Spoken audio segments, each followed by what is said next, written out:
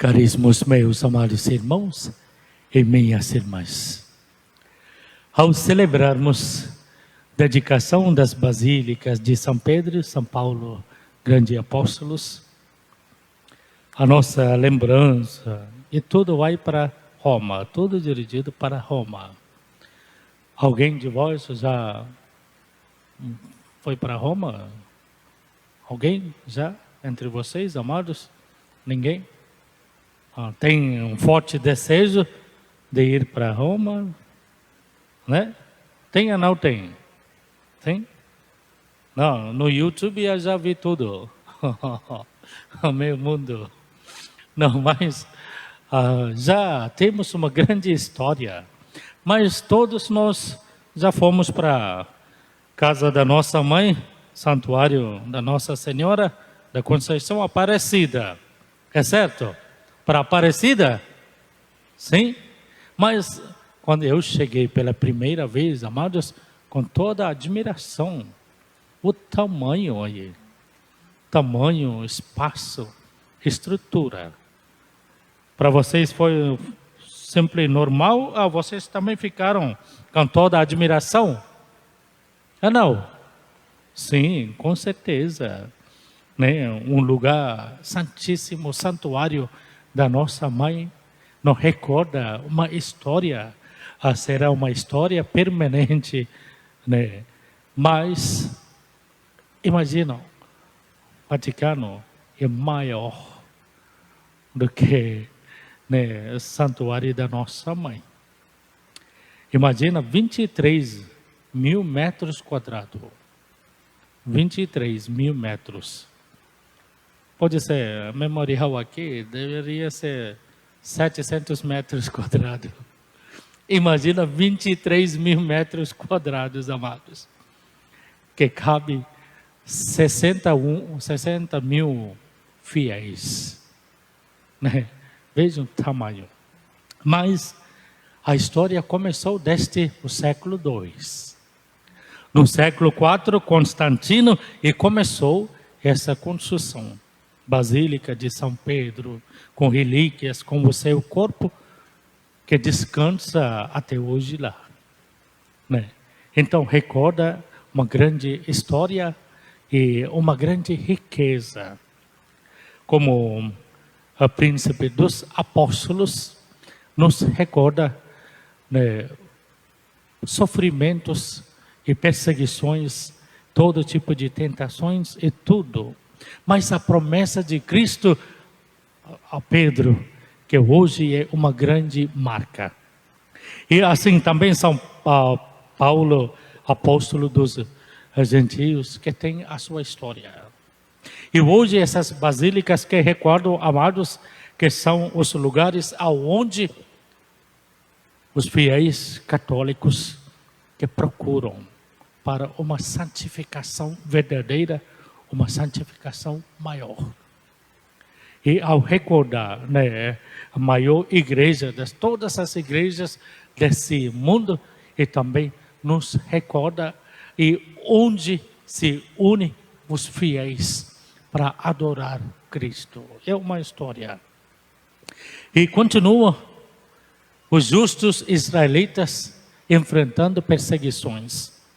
Né, nós ouvimos na primeira leitura. Um conjunto, uma série que nos explica, não somente, amados, os povos de Deus sempre eram, né, injustos, mas viviam os justos.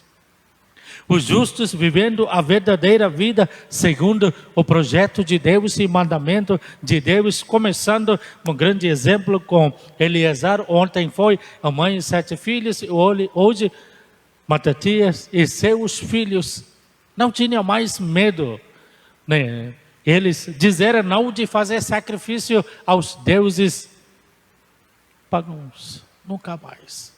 Nosso Deus é um Deus verdadeiro, um Deus que nos libertou, um Deus que continua nos conduzindo para a verdadeira alegria e cumprindo as promessas eternas. E portanto, nós estamos dispostos. Eles viviam verdadeiro entusiasmo e zelo dos apóstolos de Pedro e Paulo, já imaginam quantos séculos atrás. Grande testemunho. E Cristo chega perto de Jerusalém. Essa viagem de Cristo foi uma viagem importante. Começou aí na Galileia, onde ele foi criado, e chegando para Jerusalém. Encontrou com milhares, amados, e curou os milhares. Ele pregou a boa nova. Ele mostrou o rosto do Pai. Convidou para uma vida eterna. E a vida não acaba com a morte, mas ele convidou para participar na ressurreição. E chega aí em Jerusalém. Imagina como hoje nós temos uma grande admiração para as basílicas de São Pedro e Paulo. E imagina no tempo antigo, ao ver, olhar para o templo de Jerusalém, né, uma das maravilhas do mundo antigo. Cristo chega, ele sabia tudo que irá acontecer, mas começou a chorar. Começou a chorar não, ao saber o futuro desse povo, o futuro dessa nação. Não, porque Jerusalém é comparado, amados, como uma cidade celeste, uma cidade do céu, um sinal da paz, que onde repousa o Espírito de Deus. E eram os filhos primogênitos e, portanto, eles são os sinais da esperança para toda a humanidade. Mas aí Cristo parou, começou a chorar, ao recordar a infidelidade deles. Todos nós sabemos a história humana que nos mostra até hoje sem a paz nessa região. Não é um castigo, não. A dureza do coração do povo eleito e escolhido. Não todos, amados.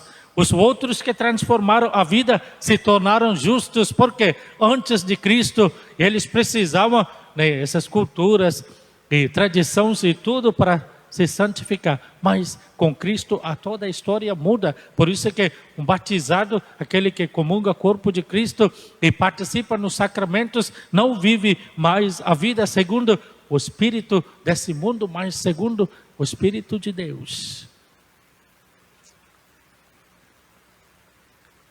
Mas Cristo continuou.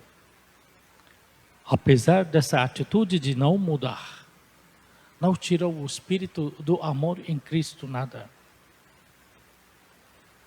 Mas hoje, amados, não como o templo de Jerusalém, mas seguindo grandes exemplos das basílicas de Pedro e Paulo, que recorda para vivermos uma história da vida verdadeira. E hoje esse lugar é um lugar sagrado para nós. E onde nós não mais queremos saber sobre as fraquezas de nós, as imperfeições, mas a misericórdia de Deus muda a nossa história. Nós sonhamos de viver a verdadeira justiça. Nós sonhamos de sermos santos, aqueles que procuram a santidade. Sim, Deus nos dá essa graça. É por isso que deveríamos ter uma grande disposição, amados.